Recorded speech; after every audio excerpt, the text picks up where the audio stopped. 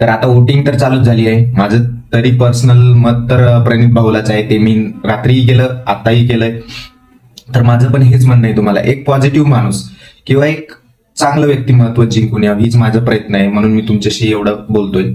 तर तुम्ही पण प्रणित भाऊला वोट करसाल अशी माझी अपेक्षा आहे, आणि ती केलीच पाहिजे. आणि महाराष्ट्रातल्या लोकांनी तर आपल्या महाराष्ट्राच्या भाऊला सपोर्ट केलाच पाहिजे.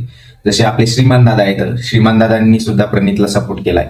श्रीमान दादाचा मी खूप मोठा फॅन आहे. त्यांच्या गेमिंगचा असो, त्यांच्या स्ट्रीमिंगचा असो किंवा त्यांच्या सिंगिंगचा असो, ते गाणी खूप छान बोलतात. जसं आता त्यांचं एक गाणं ट्रेंडिंगला पण आहे, ते पण तुम्ही चेकआउट करा.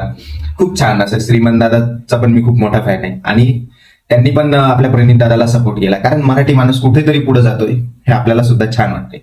म्हणून माझी पण तुमच्याशी एवढीच गुहार म्हणता येईल की तुम्ही बी आपल्या प्रणित भाऊला सपोर्ट करा. आणि महाराष्ट्राचा हा सपोर्ट असला तर आपला प्रणित भाऊ नक्कीच विनर ठरू शकतो.